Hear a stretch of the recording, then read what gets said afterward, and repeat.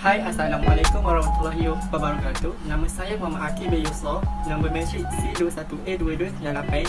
Saya dari Fakulti Teknologi Kreatif dan Warisan dan merupakan pelajar tahun 1 semester 2. Saya akan membentangkan 3 projek khusus asas studio. Projek pertama iaitu Analytical Drawing, Basic Form dan Man-Made. Projek kedua Wire Structure dan projek ketiga iaitu Cardboard Sculpture. Projek pertama yang dihasilkan iaitu Analytical Drawing Basic Form. Basic Form merangkumi 5 iaitu sfera, kubus, kon, piramid dan silinder. Ini merupakan proses melukis Analytical Drawing Basic Shape. Saya menggunakan beberapa peralatan seperti protektor, jangka lukis dan pembaris. Seterusnya adalah melukis Basic Form Still Life dengan menggunakan pensel dan charcoal. Saya menggunakan pembaris serta alatan-alatan lain termasuk lakaran sebelum melukis. Saya menggunakan teknik smooth dengan menggunakan brush makeup agar kesan dan dihasilkan dari pensel akan kelihatan lembut dan halus. Ini akan memberikan lukisan lebih kelihatan realistik. Seterusnya adalah Analytical Drawing Man-Made. Untuk bahagian Analytical Drawing Man-Made, perlulah melukis lukisan, warna dan pensel. Ini merupakan proses melukis Analytical Drawing Man-Made. Saya menggunakan peralatan seperti pembaris supaya lukisan kelihatan statik. Seterusnya adalah proses melukis 2 lukisan realistik pensel dan warna. Pada video ini, saya menggunakan pensel pelbagai kod dan menggunakan brush makeup supaya lukisan kelihatan realistik. Pada video ini, saya menggunakan pelbagai jenis warna dengan tone yang berbeza menghasilkan satu man-made tersebut. Penggunaan variasi warna yang pelbagai akan menampakkan lukisan lebih realistik. Seterusnya, lukisan man-made still life menggunakan pensel dan charcoal. Saya juga menggunakan teknik smooth dengan menggunakan brush makeup agar kesan dari pensel kelihatan lembut dan halus.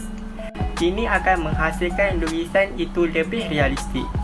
Untuk lukisan tersebut, saya akan mencari gambar mengenai still life di internet dan Pinterest. Projek kedua adalah 3D Wire Structure. Subjek matter ini merangkumi haiwan mamalia, iaitu pemilihan haiwan tersebut ialah kangaroo. Ini kerana pilihan kangaroo adalah merupakan haiwan yang kuat dan unik kerana mempunyai kebolehan untuk melompat serta mempunyai kantung di bahagian perut kangaroo.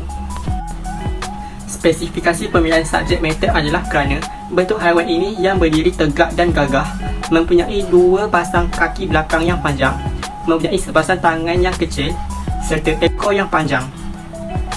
Projek kedua ini merangkumi 5 bahagian iaitu lukisan realistik, warna dan pensel. Untuk bahagian lukisan realistik, saya menggunakan pensel grafik pelbagai kod serta pensel warna yang mempunyai pelbagai tone supaya lukisan ini kelihatan realistik. Seterusnya adalah perkembangan idea. Sebelum saya melukis rangka ini di kertas A3, saya akan mencari segala maklumat mengenai anggota badan subjek matter dari internet dan Pinterest. Setelah itu, struktur view sisi subjek matter tersebut akan dilukis di atas cerpen kertas bersaiz A3. Saya melukis 2 sisi struktur view dalam kertas A3 menggunakan pensel sebelum membentuknya sebagai wire structure. Sebelum memulakan kerja-kerja membentuk haiwan tersebut menjadi 3D wire structure, bahan-bahan yang perlu ada ialah wayar dalam pelbagai saiz bagi mempermudahkan pembuatan arca tersebut. Seterusnya wire cutter dan pembengkok wire. Ini adalah hasil 3D wire structure yang ditangkap dari sudut 3/4. Akhir sekali, proses pembuatan 3D wire structure di-upload di YouTube channel dari setiap langkah pembuatan 3D wires tersebut. Projek ketiga iaitu 2D Shape to 3D Form. Subjek matter ini merangkumi haiwan mamalia air iaitu pemilihan haiwan tersebut ialah dolphin. Ini kerana pemilihan dolphin adalah merupakan haiwan yang bijak, cerdas dan penyayang serta hidup berkumpulan di lautan. Spesifikasi pemilihan subjek matter adalah kerana bentuk haiwan ini bentuk aerodinamik untuk berenang, mempunyai sirip dorsal yang besar, muncung seperti paruh burung dan dua sirip renang yang lebar. Projek ketiga ini merangkumi 5 bahagian antaranya lukisan, 2 realistik, warna dan pensel.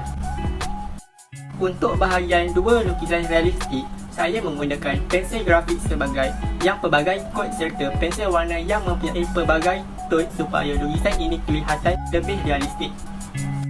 Seterusnya, dalam 3 lukisan perkembangan idea, sebelum saya melukis subjek matter tersebut, di kertas A3, saya akan mencari segala maklumat mengenai dolphin di internet dan Pinterest.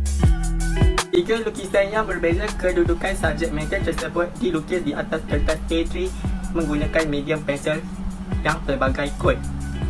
Dalam penghasilan lukisan ini, saya menggunakan pelbagai teknik iaitu shading dan scrambling supaya lukisan akan kelihatan halus dan realistik.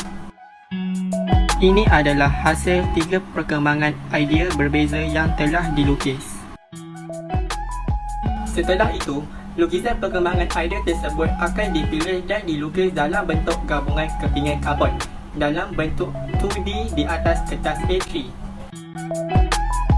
Sebelum memulakan kerja-kerja membentuk haiwan tersebut menjadi 3D cardboard structure, bahan-bahan yang perlu ada ialah kotak cardboard terpakai, gunting, cutter, gam, kertas, pensel, lungkan dan watercolor. Ini adalah hasil 3D cardboard structure yang ditangkap dari pelbagai sudut. Akhir sekali, proses membuat 3D cardboard structure akan di-upload di YouTube channel dari setiap langkah pembuatan 3D cardboard structure tersebut.